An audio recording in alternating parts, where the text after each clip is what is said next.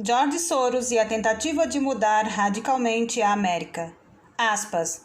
Nós estamos a 5 dias de transformar fundamentalmente os Estados Unidos da América. Barack Obama, 30 de outubro de 2008.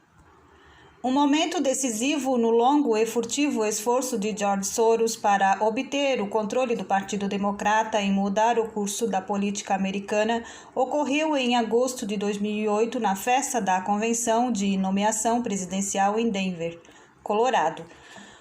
Dentre uma série de painéis de discussão montados para os figurões da mídia e os banqueiros, todos eufóricos com a crescente perspectiva da vitória de Barack Obama nas eleições que se aproximavam. Apresentaram um homem chamado Rob Stein, um assessor do secretário de Comércio Ron Brown, da época da administração Clinton. Stein não era muito conhecido pelo público, mas tinha prestígio entre os democratas progressistas, por ser um dos principais agentes da rede de instituições idealizada por Soros em uma tentativa de criar o que ele apenas, em tom de brincadeira, se referiam como uma grande conspiração de esquerda. O tema do painel de discussão preparado por Stein para os militantes e cabeças do partido em 2008 foi The Colorado Miracle. Todos na sala de exibição sabiam que a frase se referia à impressionante evolução política gerada basicamente do dia para a noite por uma cadeia de organizações financiadas por Soros. A lista dos eleitos a cargos públicos relatava a história. Em outubro de 2004, os republicanos conseguiram 2 cadeiras no Senado, 5 de 7 cadeiras no Congresso, o Executivo, a Secretaria do Estado e ambas as casas do Legislativo. Quando as eleições de 2008, pouco menos de 2 meses depois do discurso acabou, o exato oposto aconteceu. O Colorado passou de base eleitoral republicana para democrata em um único e curto ciclo eleitoral. Alguns comentaristas políticos poderiam interpretar essa transformação como uma expressão de independência ocidental e oposicionismo ou de mudanças demográficas, a qual resultou de um crescimento da população hispânica no estado. Esses e outros fatores tiveram suas contribuições. Mas, como Stein apontou em sua exposição sobre o Colorado Miracle, na ocasião, há momentos de sua apoteose, o Colorado havia passado por uma reformulação política primariamente como consequência de uma guerra política implacável, travada pelo Colorado Democracy Alliance, uma organização concebida por Stein e financiada por George Soros. A Colorado Democracy Alliance criou em tempo recorde uma infraestrutura política progressista com apenas um propósito: dominar a política do Colorado desde os distritos até a Assembleia Legislativa. O propósito foi alcançado por meio de um impetuoso blitzkrieg político. E o melhor de tudo foi que Stein assegurou ao seu público que o ocorrido no Colorado era um momento replicável que poderia ser feito em muitos outros estados do país. A eleição de Barack Obama poderia ser seu objetivo de curto prazo, concluiu Stein, mas o objetivo de longo prazo seria tomar o controle do sistema político americano. Aspas, o motivo de fazer o que fazemos, ele disse, e o modo como obtemos mudanças progressistas é para controlar o governo. Rob Stein estava falando por seu patrão e por si mesmo. Num período de 20 anos, George Soros foi capaz de exercer uma influência inigualável por meio da rede de organizações políticas de esquerda criadas por ele. Uma rede tão bem-sucedida que é um poder em si mesmo e ganhou a alcunha o Partido das Sombras. Se trata de uma rede que atua numa penumbra política, embora exija transparência de terceiros, que trabalha à margem do sistema eleitoral, embora afetar seus resultados seja sua razão de ser. A agenda de George Soros está camuflada e seus objetivos não são alardeados publicamente por serem fundamentados numa visão extremista de transformação social que muitos americanos não apenas rejeitam como temem, Mas essa agenda, envolvendo uma transformação radical das instituições americanas, subverteu e se apoderou do Partido Democrata. A agenda de Soros, de fato, se tornou a agenda de Obama. O bilionário filantropo. Nascido na Hungria em 1930 em uma família judaica apóstata, George Soros sobreviveu à Segunda Guerra Mundial trabalhando como assistente de um funcionário do governo fascista, cujo trabalho era confiscar a propriedade de judeus condenados à câmara de gás. Após a guerra, Soros mudou-se para a Inglaterra, onde frequentou a London School of Economics, e foi influenciado pelo globalismo e pela perspectiva de aperfeiçoar a humanidade por meio da engenharia social. Mas nessa fase de sua vida, suas ideias estavam subordinadas ao desejo de ganhar dinheiro. Depois de se formar em 1952, Soros se juntou a uma corretora de Londres, Singer & Friendly. 4 anos depois, ele se mudou para Nova York e conseguiu o emprego de gerente de portfólio em um banco de investimentos.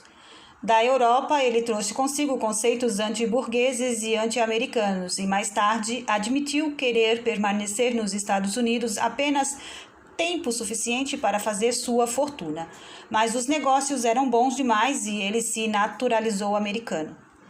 Em 1973, Soros criou uma parceria privada chamada Soros Fund, renomeada de Quantum Fund em 1979. Seu valor cresceu para 381 milhões em 1980 e em mais de 1 bilhão em 1985. Como ele disse mais tarde, aspas, tenho conseguido isso, eu poderia então satisfazer minhas preocupações sociais. Os 3 milhões investidos nessas preocupações em 1987 cresceram para 300 milhões por ano em 1992. Durante esse período, Soros implantou uma série de fundações na Ásia Central e na Europa Oriental, onde projetos por ele financiados aceleraram a queda dos regimes comunistas e também, como ele próprio admitiu, criaram novas oportunidades para que ele ganhasse dinheiro com as indústrias estatais e suas propriedades disponíveis a quem pegasse. Em 1993, Soros estabeleceu o carro-chefe de sua rede de fundações, a Open Society Institute, em sede em Nova York, o qual apoiaria uma série de grupos americanos e bandeiras extremistas na década seguinte. Desde a legalização de drogas, passando pelo incentivo da abertura de fronteiras e indo até a criação de um judiciário de esquerda, que, apesar de carregarem sua excentricidade característica, encontraram eco em um crescente segmento do Partido Democrata. A reforma do financiamento de campanha e a criação do Partido das Sombras. No início dos anos 90, Soros se aproximou de Bill e Hillary Clinton. Aspas, eu tenho agora um canal de acesso direto à administração Clinton. Gabou-se em 1995. Aspas, não há dúvida sobre isso. Na verdade, nós trabalhamos juntos como uma equipe. Uma área de estreita colaboração entre os Clintons e Soros foi a de serviços de saúde. Soros tinha em mente sua própria reforma, promovida pelo Open Society Institute, que ele considerava compatível com as iniciativas conhecidas por Hillary Care. Ele a chamou com a franqueza característica de o projeto da morte na América.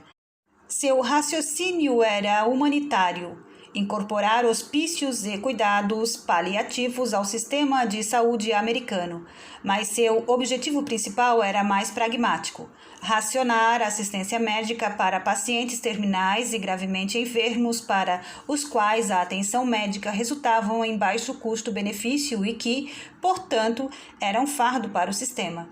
Esse foi o predecessor dos, aspas, painéis da morte do Obamacare, os quais receberam inúmeras críticas da direita política na década seguinte. Ao longo de um período de 10 anos, o Open Society Institute despejou 45 milhões de dólares para o projeto da morte na América.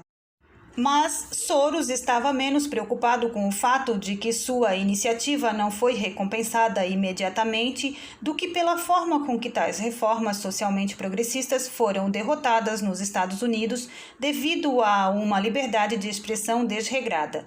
A derrota do Hillary Care gerou nele uma epifania de como o sistema político deveria mudar para que as ideias progressistas triunfassem. A proposta dos Clinton de nacionalizar o sistema de saúde foi arruinada em grande parte por uma campanha publicitária na televisão com Harry e Lois, atores interpretando um típico casal americano expressando suas preocupações em uma série de anúncios televisivos sobre as implicações de uma estatização da medicina. A campanha custou 14 milhões, uma pequena quantia comparada ao que conseguiu arruinar a iniciativa mais importante da nova administração. A lição que Soros tirou da experiência foi que ele estava colocando a carroça na frente dos bois. Antes de injetar dinheiro em reformas, ele deveria se livrar do discurso político não regulamentado que sempre estaria no caminho dos tipos de soluções progressistas, isto é, socialistas, para os problemas sociais que ele considerava críticos para o futuro da América e do mundo. Havia uma solução em discussão: a reforma do financiamento de campanha. Esta pairava na política americana com urgência decrescente desde Watergate, mas ainda era, com o passar dos anos, uma reforma sem um eleitorado. Trabalhando com outros interessados nessa questão, Soros usaria a rede institucional que começava a construir para criar a ilusão de um movimento de massas para que os membros do Congresso sentissem que, em toda parte que olhassem, instituições acadêmicas, comunidade empresarial, grupos religiosos, havia um clamor pela reforma do financiamento de campanha. Nos anos subsequentes, Soros doaria 12,6 milhões de dólares para a causa da reforma do financiamento de campanha por meio da Open Society Institute e estimularia outras instituições filantrópicas interessadas, entre as quais a Pew Charitable Trust teve um papel crucial a acelerar seu compromisso com essa cruzada. O rolo compressor que ele ajudou a formar concederia grandes concessões a meios de comunicação como a National Public Radio, para dar publicidade positiva à causa, e a instituições como a Brennan Center da Universidade de Nova York para fazer a pesquisa jurídica, por mais inverídica que ela tenha se provado mais tarde, que tentaria justificar a regulamentação do discurso político. Tudo isso foi recompensado em 2002 com a Lei McCain-Feingold. Soros também financiou McCain, que propôs a moralização da política por meio da regulamentação das quantias e dos tipos de doações que os candidatos poderiam receber. A legislação proibia a contribuição indireta, contribuições individuais não regulamentadas, e permitia apenas a contribuição direta limitada, contribuições para comitês de ação política. Soros viu imediatamente que o principal efeito da nova lei seria duplo.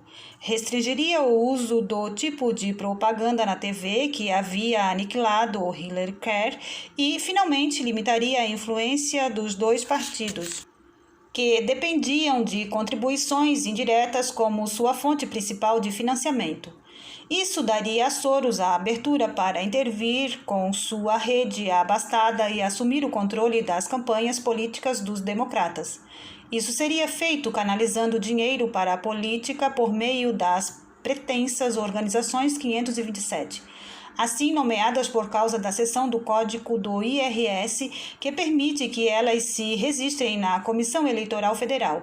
Soros poderia usar essas organizações para desempenhar as funções: propaganda política, operações de obtenção de votos, anteriormente sob o controle do Partido Democrata, que agora não tinha dinheiro para custeá-las.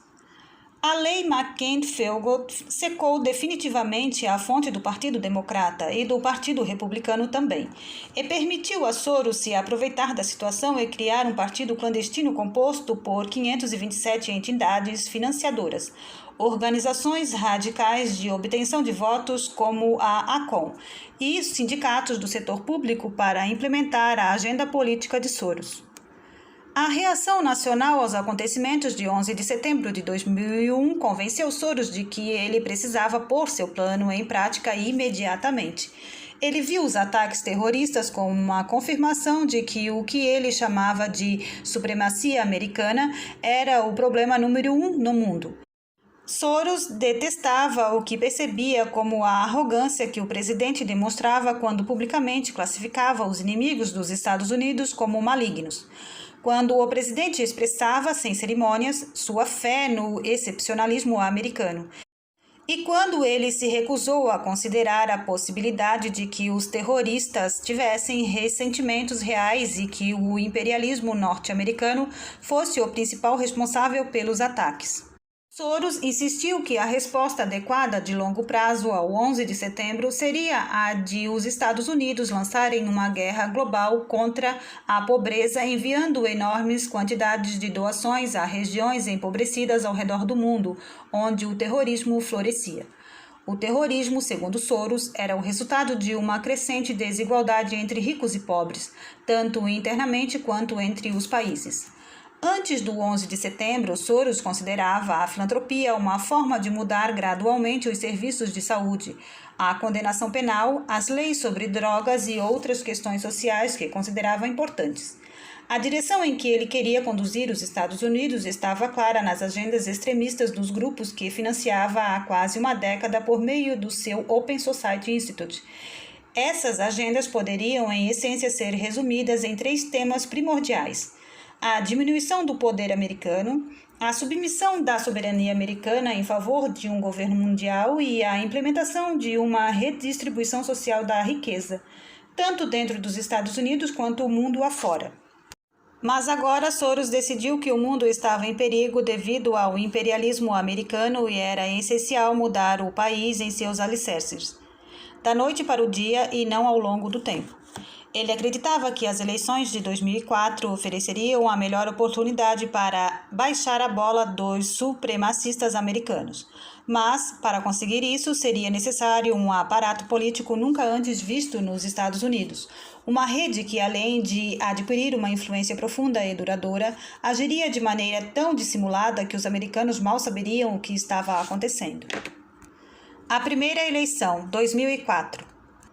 Não houve anúncio oficial quando o Partido das Sombras foi lançado em 17 de julho de 2003 em El Mirador, a propriedade de George Soros em Southampton, Long Island. Mas esse foi o evento mais significativo da política americana em décadas. Nesta reunião de estrategistas políticos, doadores abastados, sindicalistas de esquerda e ativistas progressistas, Soros expôs seu plano para derrotar George Bush na eleição presidencial de 2004. Estavam presentes personalidades da gestão de Clinton, como a ex-secretária de Estado Madeleine Albright e o ex-chefe de gabinete da Casa Branca, John Podesta. Ao lado deles estavam ativistas progressistas como Ellen Malcolm, fundadora e presidente da Emily's List, Karl Popper, diretor executivo do Sierra Club, junto com grandes doadores como o herdeiro do Taco Bell, Rob McKay, o presidente da Real Networks, Rob Glasser, e o magnata da Progressive Insurance, Peter B. Lewis. Os agentes políticos que Soros havia contratado para assessorar a empreitada acreditavam que Bush poderia ser derrotado em 2004 se houvesse uma participação maciça de eleitores democratas nos estados decisivos. Soros prometeu os 10 milhões necessários para financiar uma organização que se chamaria America Coming Together, um grupo de militância de base projetado para coordenar a campanha maciça do Partido das Sombras. A America Coming Together arrecadaria o dinheiro que permitiria o envio de dezenas de milhares de voluntários para bater em portas e fazer telemarketing eleitoral. Apostar no trabalho de sindicatos de esquerda, de ambientalistas e ativistas dos direitos abortivos em uma ofensiva política sem precedentes. Quando Soros assumiu seu compromisso, de acordo com reportagens que vazaram do encontro de Southampton, Peter Lewis investiu 10 milhões de dólares. Rob Glaser deu 2 milhões e Rob McKay colocou 1 milhão. Logo após esta reunião de cúpula, Soros também doou 3 milhões para o novo think tank de John Podesta, o Center for American Progress, que funcionaria como o Estado-Maior da rede de instituições que formariam o Partido das Sombras. E, finalmente, Soros convocou o desenvolvedor de software da Califórnia, Vis Boyd, para uma reunião em seu escritório em Nova York. Além de ter ganho uma fortuna no Vale do Silício, Boyd também foi o criador do site de extrema-esquerda MoveOn.org, que ele fundou durante o processo de impeachment de Clinton para fazer a nação seguir em frente para questões mais importantes, e desde então criou uma vaquinha online para candidatos democratas de esquerda. Soros ofereceu a Boyd um acordo. Ele e Peter Lewis iriam desembolsar 5 milhões de dólares para qualquer fundo que Boyd levantasse para expandir o alcance do MoveOn em 2004. Depois que todas essas negociações foram concluídas, Soros concordou em ser entrevistados pelo Washington Post. Aspas, os Estados Unidos, sob a administração de Bush, são um perigo para o mundo, declarou ele. Derrubar Bush é a prioridade máxima da minha vida e estou disposto a apostar meu dinheiro nessa ideia. Embora o investimento de Soros fosse expressivo, antes de mais nada foi um catalisador que inspirou outros doadores de esquerda a levar a nova rede a sério, como observou o jornalista Byron York. Aspas, depois que Soros assinou, as contribuições começaram a aparecer. A America Coming Together e a Marion Fund, organização destinada a combater a guerra midiática da televisão nas próximas eleições, arrecadou cerca de 200 milhões, depois que Soros se comprometeu com seus 20 milhões. Esse tipo de financiamento concentrado e ação intensa foi sem precedentes na política americana.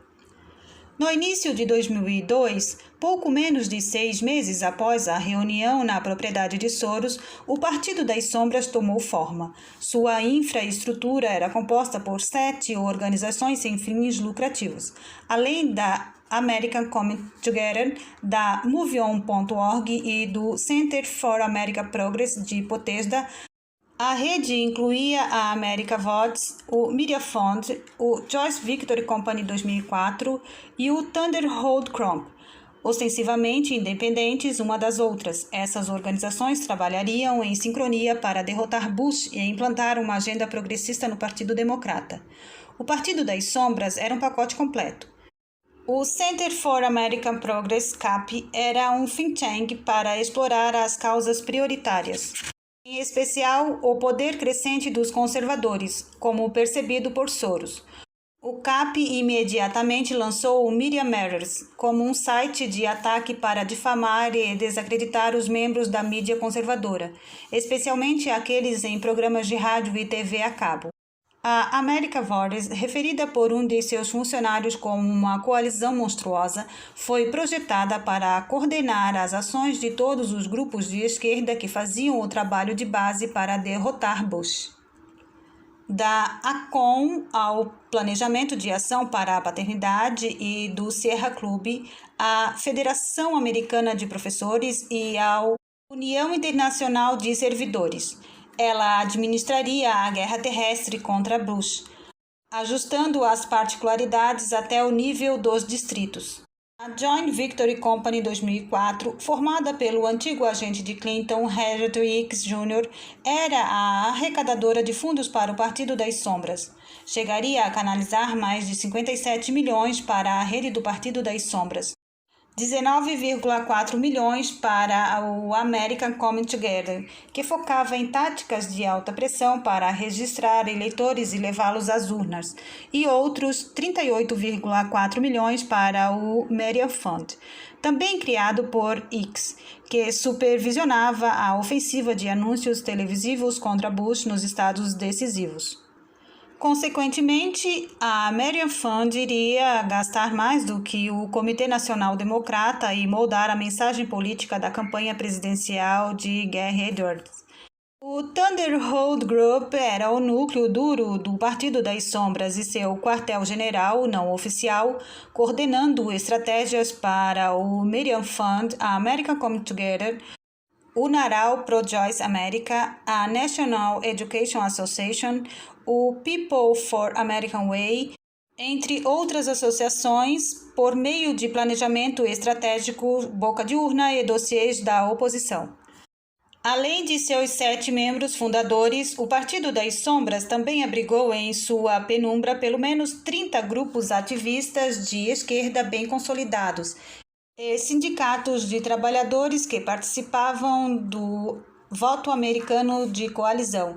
Entre os mais conhecidos deste estavam o ACON, o AFL-CIO, a Federação Americana de Professores, o então governador da Associação do Novo México, o democrata Bill Richardson, observou que esses grupos eram cruciais para o esforço anti-Bush. Por causa da lei de reforma do financiamento de campanha incorporada no McCain-Feingold, Richardson observou que as organizações do Partido das Sombras havia se tornado o substituto do Partido Democrata Nacional. E nenhum outro doador investiu mais nessas organizações ou em derrotar o presidente Bush do que Soros, que contribuiu com 27 milhões de seus fundos pessoais durante o ciclo eleitoral de 2004. A reforma do financiamento de campanha levou à maior infusão de dinheiro na política da história americana, e o dinheiro foi gerenciado por Soros. Em novembro de 2004, o Partido das Sombras chegou a ficar poucos milhares de votos em Ohio, aquém de obter uma vitória nas eleições nacionais. Mas, mesmo na derrota, sua alteração do panorama político americano foi profunda. Ao pressionar pela reforma do financiamento de campanha, Soros cortou o fornecimento de contribuição indireta dos democratas. Ao formar o Partido das Sombras, ele forneceu aos democratas uma fonte alternativa de financiamento, uma que ele e as instituições que criou controlavam. Ele estava em condições de definir a agenda do partido e também de expurgar a pequena minoria de remanescentes moderados que sobreviveram ao golpe de 1972 de McGovern e planejar a próxima eleição para determinar o futuro americano. Segundo Holt, a Aliança Democrata.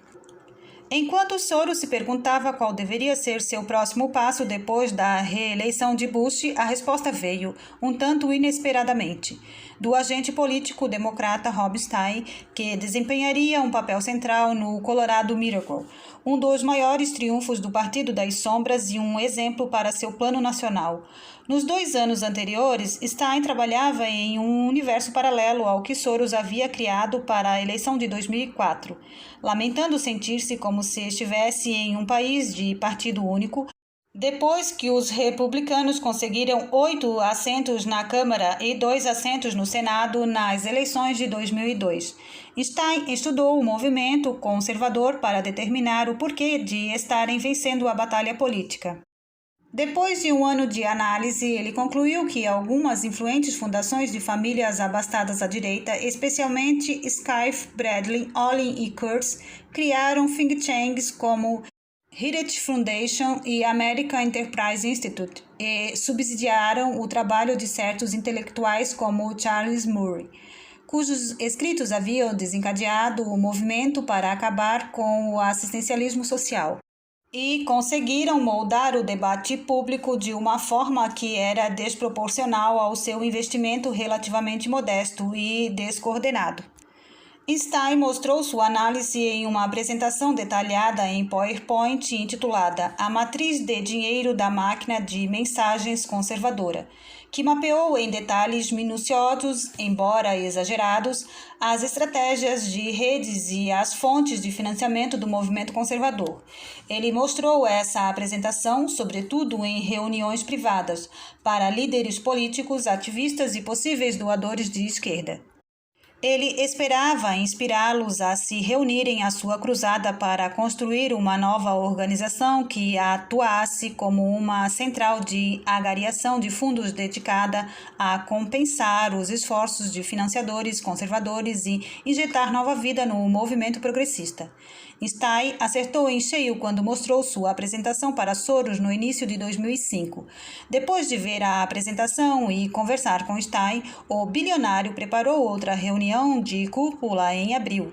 O local foi em Phoenix, Arizona, mas tirando esse detalhe, lembrava a reunião de elite 1 ano e meio antes, na propriedade de Soros em Southampton. Desta vez, Soros reuniu 70 ativistas ricos, escolhidos a dedo e com uma visão de mundo idêntica à sua, que concordaram que a política conservadora representa uma ameaça fundamental ao modo de vida americano e estavam prontos para fazer algo a respeito. Assim nasceu a Democracy Alliance, DA. Esta seria a mais exclusiva de todas as instituições do Partido das Sombras. Os parceiros da aliança, recrutados apenas por convite, pagariam uma taxa inicial de 25 milhões e, posteriormente, 30 milhões em contribuições anuais. Eles também foram obrigados a doar pelo menos 200 milhões por ano para grupos endossados pela aliança. Os doadores deveriam despejar essas doações obrigatórias em uma ou mais de 4 categorias do DA, das quais Robinstein se referia como ideias mídia. Treinamento de liderança e engajamento cívico. O dinheiro deveria então ser distribuído para grupos de esquerda aprovados em cada uma dessas categorias. Quase patologicamente reservada a respeito de seus membros, acredita-se que a Democracy Alliance consiste em pelo menos 100 parceiros doadores. O Capital Research Center conseguiu compilar os nomes de alguns dos atuais e ex-parceiros mais importantes da DA, a maioria com laços com Soros, que se estendem além da participação da Democracy Alliance. Entre eles estão Peter Lewis, Rob Glazer e Rob McKay, os primeiros financiadores da American Coming Together. Tim Gurr, um grande financiador de grupos de direitos dos homossexuais como o Gay, Lesbian e Stranger Network, também financiada por Soros, o produtor de televisão Norman Lear, fundador da People for American Way, o fundador e CEO da Tides Foundation, Drummond Pike. Nenhuma doação foi prometida no encontro da Democracy Alliance em abril de 2005 em Phoenix, mas em uma reunião de Atlanta 3 meses depois, os parceiros da DA prometeram 39 milhões de dólares. Cerca de 1/3 da quantia vieram de George Soros e Peter Lewis. Como a DA se absteve em grande parte de fornecer informações sobre sua arrecadação ou doação, apenas uma pequena porcentagem de seus beneficiários é conhecida do público. Assim, é impossível determinar com precisão quanto dinheiro a DA desembolsou desde a sua fundação. A maioria das estimativas, no entanto, coloca a quantia em mais de 100 milhões. O parceiro Simon Rosenberg, fundador da New Democracy Network, afirmou em agosto de 2008 que a DA já havia arrecadado centenas de milhões de dólares para organizações progressistas. Os beneficiários incluem organizações como a Acorn e Air America, um esforço coordenado ao fracasso de criar uma versão de esquerda de talk rádio, junto com organizações do Partido das Sombras, como o Center for American Progress, America Voices e Media Matters. Nos 3 anos seguintes à fundação, a Democracy Alliance implantaria filiais em muitos outros estados, mas sua aposta mais bem-sucedida foi no Colorado, onde a Colorado Democracy Alliance financiou empreendimentos tão variados quanto think tanks de esquerda, grupos de fiscalização da mídia, grupos de ética que deram origem ao tal litígio de interesse público, grupos de mobilização de eleitores, meios de comunicação que atacam conservadores e centros de treinamento de liderança progressista. O resultado foi o Colorado Miracle, que alcançou o equivalente político de uma operação de mudança de sexo ao transformar um estado tipicamente republicano em democrata. Radicalizando a América, um partido e um estado por vez. Apenas 2 meses após o Partido Democrata ter conquistado o controle de ambas as casas do Congresso nas eleições de novembro de 2006, George Soros e o então presidente da Service Employees International Union, Andrew Stur, criaram o Workforce, um PAC, Comitê de Ação Política pró-democrata. Este grupo não parece favorável aos democratas moderados. Em vez disso, visa eleger legisladores que apoiam uma agenda política progressista. Código para a esquerda política.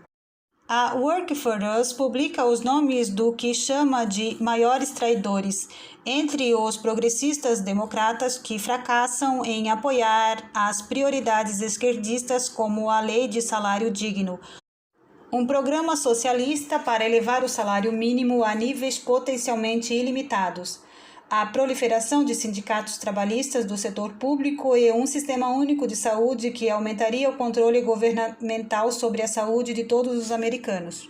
Mirando os democratas do Congresso, cujos registros de votação são mais conservadores que seus distritos, a WFU adverte que nenhum voto ruim será ignorado ou impune.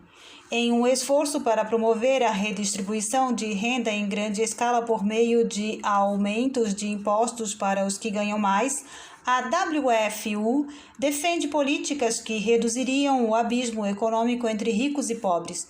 O diretor executivo do grupo é Steven Rosenthal, um veterano ativista democrata com vínculos profundos com o governador Clinton e cofundador da American Coming Together de Soros. Segundo Rosenthal, a WFU incentivará os democratas a agirem como democratas, e se não o fizerem, é melhor que saiam do caminho. Para o Partido das Sombras, o que aconteceu no Colorado foi como um experimento de laboratório, fornecendo um modelo para que ardis semelhantes fossem replicados em outros estados decisivos que experimentaram mudanças demográficas e revoluções culturais parecidas. Já em agosto de 2005, quando a Democracy Alliance estava apenas engatinhando, o Open Society Institute de Soros elaborou um projeto chamado Rede Legislativa de Ação Progressiva, ou PLAN, cujo objetivo era fornecer aos parlamentares estaduais um modelo de lei pré-escrito que refletisse a agenda esquerdista. Um ano depois, 3 membros da Democracy Alliance deram o próximo passo na tentativa do Partido das Sombras de tomar as rédeas do poder em nível nacional, lançando uma nova iniciativa da maior importância, chamada Secretaria de Projetos para o Estado, que foi criada como uma organização 527, independente, dedicada a ajudar os democratas a vencer as eleições para secretário de Estado em estados decisivos, cruciais, onde a margem de vitória nas eleições presidenciais em 2004 foi de 120 mil votos ou menos. Por que o foco no secretário de Estado, tradicionalmente considerado um dos trabalhos menos importantes no governo do Estado? Porque quem preenche esta posição serve como diretor executivo eleitoral que certifica não apenas candidatos, como também os resultados da eleição em seu estado. O detentor deste cargo, então, pode potencialmente desempenhar um papel decisivo na determinação do vencedor de uma eleição apertada. A ideia da Secretaria de Projetos para o Estado surgiu logo após a eleição de 2004, quando o Partido das Sombras culpou o então secretário de Estado de Ohio, Kennedy Blackwell, um republicano, pela derrota de John Kerry. Blackwell havia decidido que Ohio, que proporcionou a vitória eleitoral de George Bush por uma margem de votos relativamente pequena de 118,599 votos, não contaria as cédulas provisórias, mesmo aquelas submetidas por eleitores devidamente registrados, se tivessem sido apresentadas no recinto errado. Embora a Corte de Apelações para o Sexto Circuito tenha apoiado a decisão de Blackwell no final, os membros fundadores da Secretaria de Projetos para os Estados receberam a decisão com a mesma amargura que sentiam pela recontagem da Flórida, em que o vice-presidente Al Gore perdeu para George Bush nas eleições de 2000, e que foi apurada pela Secretaria de Estado republicana Katherine Harris. Resumindo suas ações, a analista política Mitchell Vadum escreveu que tanto os líderes e militantes da Secretaria de Projetos para o Estado também acreditam piamente que as secretarias de Estado de direita ajudaram o Partido Republicano a roubar as eleições presidenciais na Flórida em 2000 e em Ohio em 2004. Para estabelecer uma proteção eleitoral contra resultados semelhantes em disputas eleitorais subsequentes, a Secretaria de Projetos de Estado concentrou seus esforços de financiamento em 2006 nas eleições para secretário de Estado em 7 estados decisivos: Ohio, Minnesota, Nevada, Novo México, Iowa, Colorado e Michigan. O USA Today viu o resultado, mesmo que não tenha compreendido o maquinário sombrio que havia produzido. A batalha política pelo controle do governo federal abriu uma nova frente. Os escritórios estaduais obscuros mais vitais que determinam quem vota e como esses votos são contados.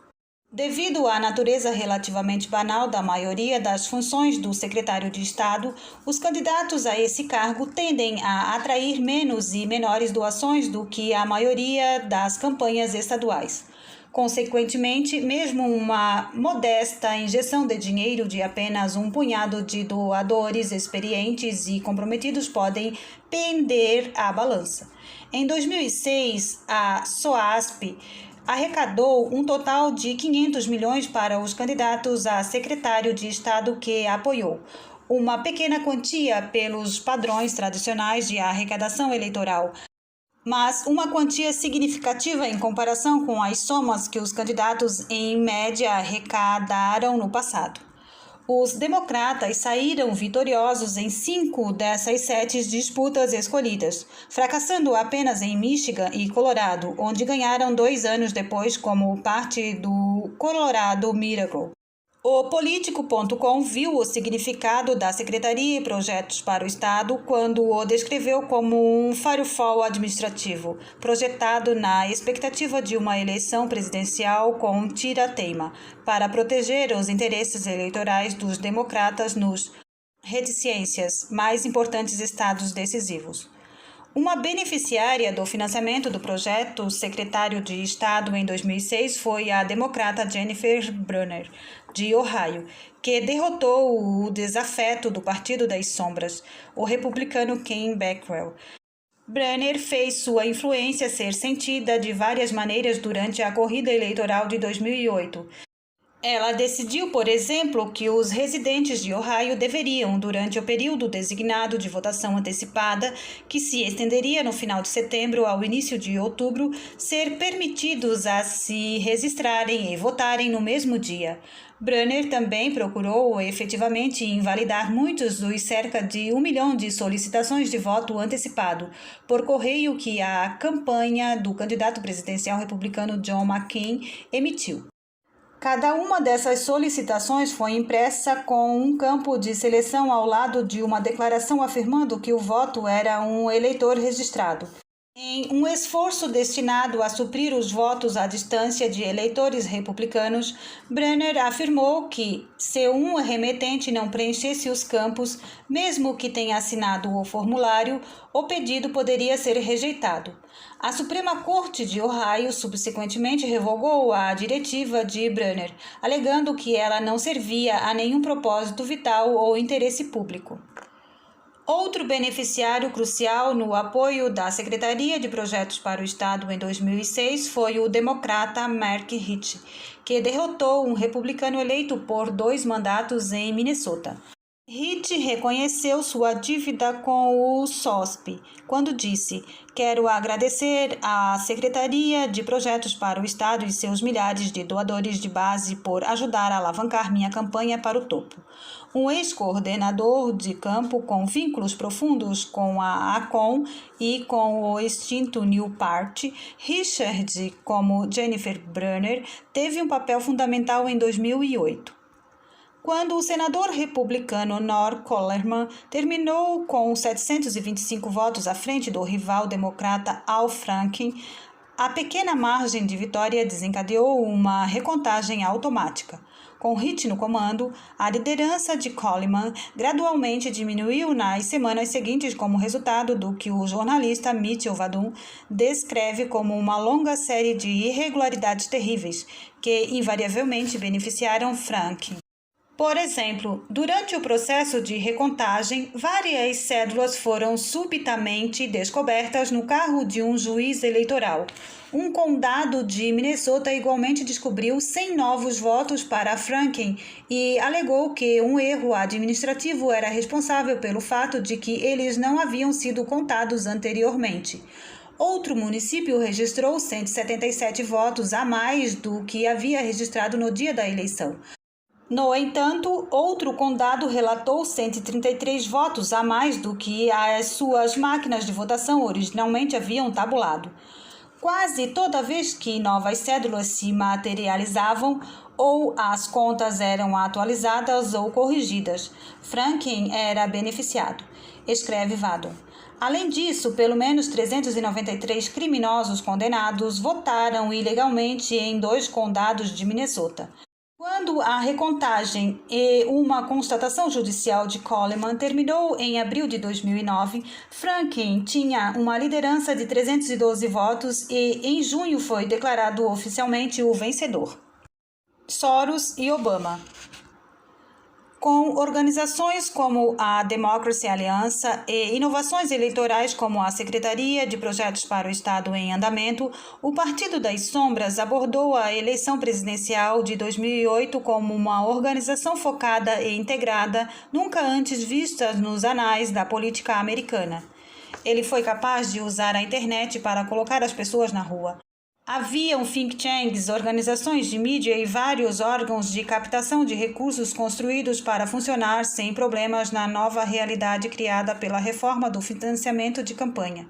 Tinha o programa de registro eleitoral mais sofisticado e, para o outro lado, supressão de votos já visto. Era esperado por todos que Soros usaria o sistema sofisticado que ele criara para tomar o poder nos bastidores da candidatura de Hillary Clinton. Os dois tiveram um relacionamento de cerca de 15 anos, afinal, envolvendo uma visão em comum sobre a importância da socialização da medicina como forma de expandir o poder do governo e regular a vida social. Hillary começou as primárias, inclusive, como a favorita consensual na luta pela indicação do Partido Democrata. Mas, em dezembro de 2006, Soros convocou Barack Obama, eleito para o Senado dos Estados Unidos apenas 2 anos antes, para uma reunião em seu escritório em Nova York. Apenas algumas semanas depois, em 16 de janeiro de 2007, quando Obama anunciou que formaria um comitê presidencial experimental, Soros imediatamente enviou ao senador uma contribuição de 2,100 milhões, a quantia máxima permitida pelas novas leis de financiamento de campanha que ele tanto havia se empenhado em criar. Logo depois disso, Soros anunciou que apoiaria Obama e não Clinton para a indicação presidencial do Partido Democrata. Alguns membros do establishment ficaram surpresos pela atitude de Soros com uma velha amiga, mas a escolha de Soros sempre foi ideológica, nunca pessoal. Obama não só compartilhava todos os valores de Soros, incluindo seu antagonismo com a guerra do Iraque, mas também ganhou proeminência no universo de organizações de redes de esquerda que o Partido das Sombras havia criado. Comparado a Hillary Clinton, ele era a melhor escolha, um político que falava a língua de Soros e podia contar com a promoção das pautas extremistas que lhe eram tão queridas. A campanha de Obama foi logo montada, financiada e promovida pelo pessoal das forças que Soros havia inserido na infantaria do Partido das Sombras, os sindicatos de funcionários públicos de esquerda, os bilionários progressistas e os radicais da Arcon. Algumas das pessoas que venderam Obama à América se mudaram para o mundo provinciano do ativismo de esquerda e de organização de base, surgindo de organizações como a Midwest Academy, um importante centro de treinamento de militares fundado pelos fanáticos veteranos dos anos 60. Eder e Paul Booth, ex-membros do Estudantes para uma Social-Democracia, que continuaram a lutar nas ruas quando seus companheiros Billy Ayer e sua esposa Bernardine Dohr entraram na clandestinidade para lançar a campanha de terror Widerman. Os Booth escolheram uma forma mais gradual de revolução, cujas diretrizes foram estabelecidas nas teorias extremistas de Saul Alinsky. A Midway Academy, beneficiária de uma bolsa da Open Society Student de Soros, foi uma das organizações em que Obama participou quando voltou para casa depois de se formar na Harvard Law. O futuro presidente também percorreu algumas das organizações mais conhecidas, abrigadas sob o guarda-chuva político do Partido das Sombras. A mais famosa, para se tornar a mais notória no primeiro ano da presidência de Obama, foi a ACON, apoiada durante anos pela Open Society de Soros e outros grupos do Partido das Sombras. Sua agenda, nas palavras de um crítico, era redistributivismo anticapitalista, e um dos primeiros empregos de Obama foi fazer o registro de eleitores para o Projeto Voter, uma afiliada da ACON. Na época, o presidente da CIU, Andrew Stern, o Center for American Progress de John Podesta e outras figuras importantes da rede de Soros sentavam-se no conselho consultivo da ACON. De sua parte, Obama, astutamente ascendendo aos píncaros do universo político da esquerda de Chicago, era o advogado dos principais casos de legislação eleitoral da ACON, antes de ingressar no Legislativo de Illinois. Em 1955, atuando como advogado da ACON, Obama moveu uma ação para garantir a implementação de uma lei de autodefesa em Illinois. Quando a ACON oficialmente apoiou a candidatura presidencial de Obama em fevereiro de 2008, a campanha do candidato deu a um dos grupos da ACON $800 mil para financiar uma campanha de registro de eleitores em nome do Senado. Em outubro, a ACON estaria sob investigação por fraude de registro eleitoral em 13 estados. Na campanha de 2008, seguindo a estratégia do Partido das Sombras para explorar o poder das instituições dentro de sua rede, a campanha presidencial de Obama forneceu ao Project Voter uma lista de doadores que já haviam dado à campanha a quantia máxima permitida por lei. Por sua vez, os representantes do Project Voter contataram os doadores e pediram-lhes que dessem contribuições para o Project Voter, que poderiam então usar para apoiar a candidatura de Obama, enquanto cumprem tecnicamente os limites da lei eleitoral sobre doações de campanha. Nesse mesmo ano, a Open Society Institute deu ao Project Voter $400 milhões. Outro impulso para Obama veio da Movement. Essa poderosa organização afiliada a Soros despachou aproximadamente 1 milhão de voluntários para trabalhar na campanha de Obama em todo o país. 600 mil em estados decisivos e 400 mil nos estados restantes. Além disso, a Movement registrou mais de 500 mil de jovens apoiadores de Obama para votar nos estados decisivos, acrescentando 1 milhão de jovens às suas listas de filiados durante o verão de 2008. Ao todo, a Movement e seus membros contribuíram com mais de 58 milhões diretamente para a campanha de Obama, ao mesmo tempo em que arrecadava e gastava pelo menos mais 30 milhões em medidas eleitorais independentes em nome de outros democratas dos Estados Unidos. O Partido das Sombras na Casa Branca. O Partido das Sombras conseguiu realizar o sonho de Soros de colocar seu homem na Casa Branca. Com a posse de Obama, membros da coalizão de Soros começaram a assumir cargos de alto escalão na nova administração.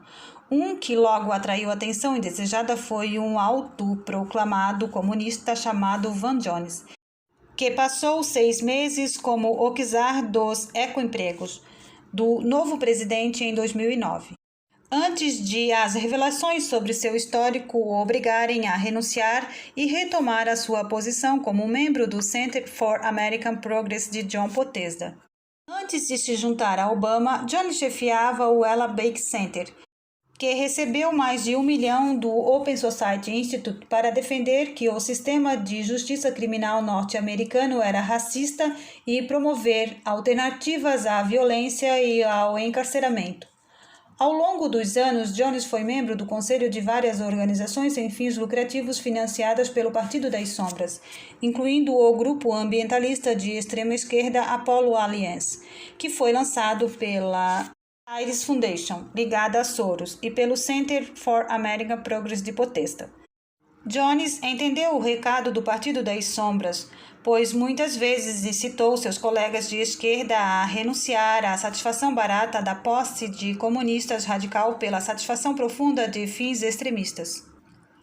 Uma figura-chave do Partido das Sombras que entrava na Casa Branca de Obama pela porta da frente era o onipresente Andrew Stern, um veterano da nova esquerda que comandava a CIU, a segunda maior organização trabalhista dos Estados Unidos. Treinando as táticas de ativismo radical na Midway Academy, Stern havia trabalhado com Soros para formar a America Votes, para comandar a guerra eleitoral pelo ingresso de Kerry Edwards em 2004. Em 2008, o CU de Stern contribuiu com 60 milhões para ajudar a eleger Barack Obama para a Casa Branca. Empregando 100 mil voluntários durante a campanha, em 30 de outubro de 2009, pouco mais de 8 meses após a posse de Obama, o chefe do sindicato havia visitado a Casa Branca 22 vezes, mais do que qualquer outro indivíduo. Quase em todos os lugares em que se olhava para a nova administração, os membros do círculo interno de Soros proliferaram. O principal estrategista e conselheiro presidencial David Axelrod, que mais do que qualquer um era responsável pelas eleições de Obama, primeiro ao Senado e depois à presidência, recebeu mais de $200 mil para sua consultoria política durante as eleições de 2004 pelo Marian Ford, do Partido das Sombras. Carol Browner, nomeada por Obama como sua czar do meio ambiente, era membro do conselho do Alliance for Climate Protection, do Center for American Progress e do Legal for Conservation Forests, todos financiados por Soros. Anna Burger, do CIU, chamada de a mulher mais poderosa do movimento trabalhista pela revista Fortune e vice-presidente da Democracy Alliance, foi nomeada para o Conselho Consultivo para Recuperação Econômica de Obama. Kevin Jennings, que estabeleceu a Rede de Educação para Gays e Lésbica, uma organização da área de Boston financiada pela Open Society Institute, foi nomeada de czar da educação.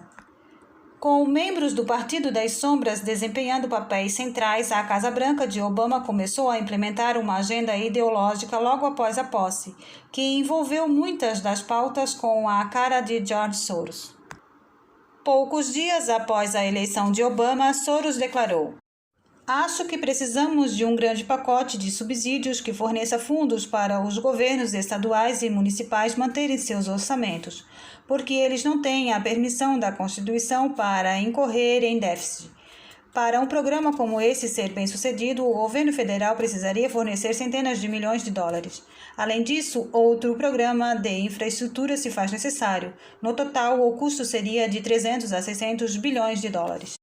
Logo depois, como um dos primeiros atos de sua presidência, Obama pressionou o Congresso a aprovar uma monumental lei de estímulo econômico de 787 bilhões, com um texto de 1.071 páginas que poucos legisladores ou nenhum leram antes de votar.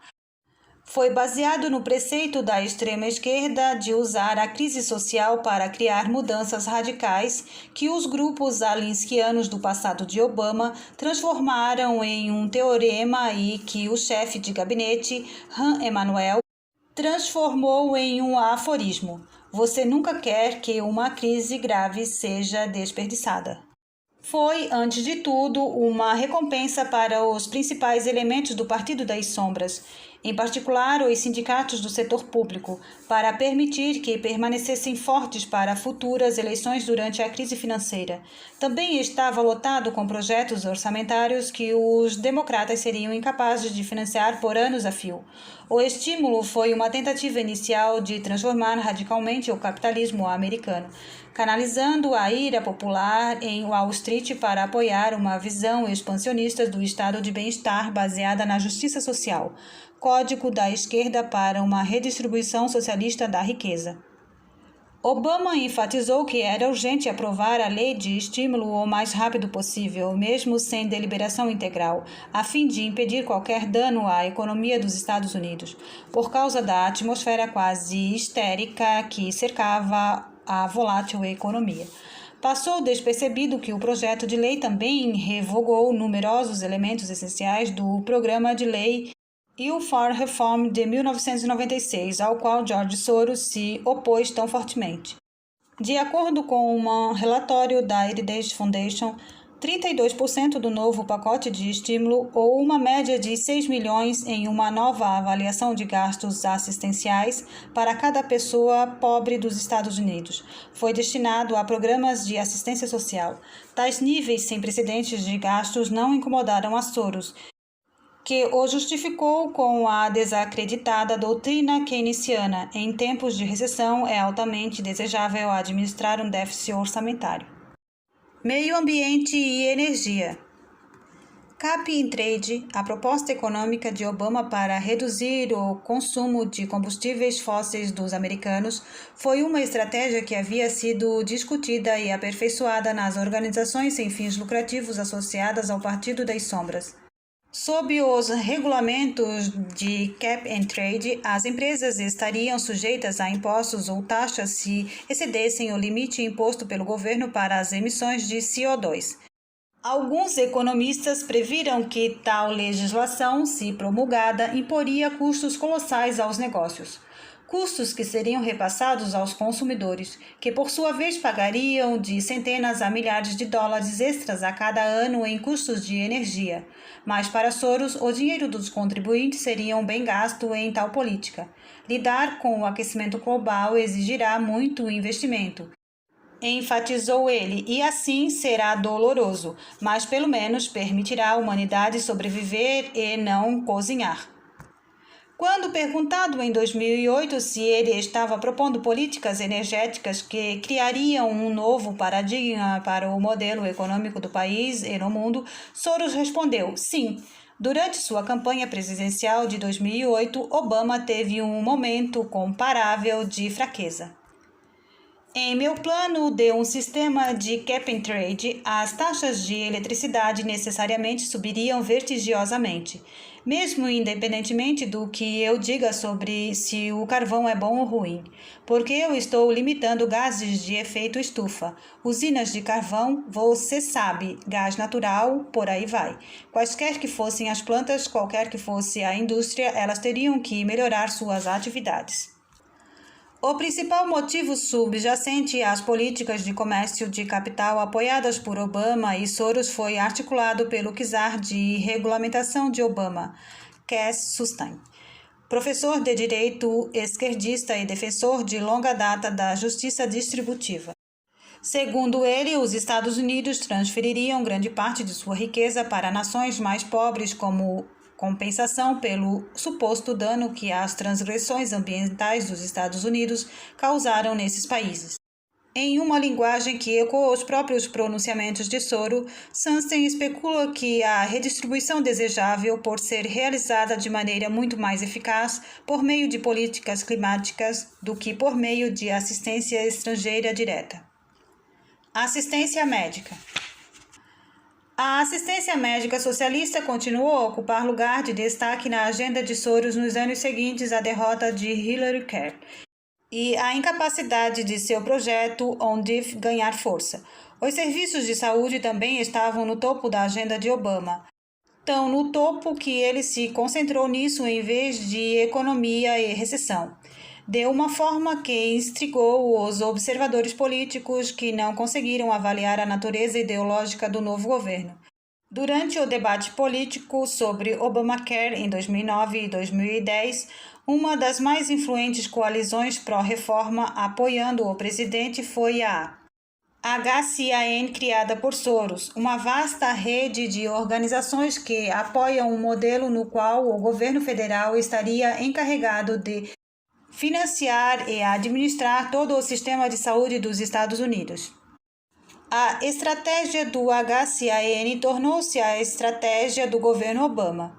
Tentar implementar tal sistema que acabaria por culminar no controle do governo como o único ordenante, gradualmente, em outras palavras, um sistema socialista completo. O caminho para essa solução seria pavimentado por uma opção pública, uma agência de seguros do governo para competir com as seguradoras existentes, de modo que os americanos deixariam de estar à mercê da indústria de planos de saúde privados. Como tal agência não precisaria lucrar para permanecer no mercado e porque poderia taxar e regular seus concorrentes privados da maneira que quisesse. Essa opção pública inevitavelmente forçaria as seguradoras privadas a sair da indústria e deixaria o governo como a única alternativa. Foi uma implementação perfeita da estratégia gradualista do mentor de extrema esquerda de Obama, Saul Alinsky, que aconselhava uma espécie de abordagem do estilo homeopático, que culpava a intenção da esquerda radical, ao mesmo tempo em que avançava ao máximo as políticas viáveis na ocasião. A opção pública foi retirada de regulamentação final porque colocava em risco a aprovação de projetos do Senado dos Estados Unidos, mas permaneceu como o que os estrategistas do Obamacare chamaram de próximo passo futuro, na federalização dos serviços de saúde. Em agosto de 2009, com o Obamacare criado, uma resistência popular generalizada, Soros deu outros 5 milhões para o HCAN promover a campanha do governo e ajudar a aprovar a regulamentação cada vez mais impopular. Punindo Israel.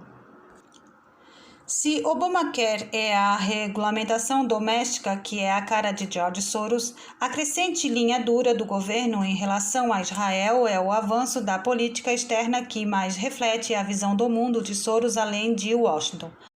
As próprias atitudes ambivalentes de Soros em relação a ter sido um judeu à beira do Holocausto quando ele era criança, logo se transformaram numa hostilidade total do Estado judeu. Assim como ele entendeu que as políticas americanas haviam provocado a Jihad anti-americana e os ataques de 11 de setembro. Ele via Israel como a principal fonte de antissemitismo. Ele se referiu ao conflito de Israel com os palestinos como um caso das vítimas que estão se tornando agressores. Ignorando o apelo terrorista do Hamas para matar os judeus e varrer Israel da face da terra, Soros argumentou que a chave para uma paz do Oriente Médio é trazer o Hamas para o processo de paz. As opiniões de Soros sobre o Oriente Médio ecoam em um grupo de ativismo do Oriente Médio que ele idealizou e financiou em 2008, chamado J Street. Como outros grupos de Soros, a J Street pretende combater o que ele considera uma organização conservadora maligna, neste caso o Comitê de Assuntos Públicos dos Estados Unidos, AIPAC, no qual cerca de 80% dos membros são democratas, mas não o tipo de democrata que Soros prefere.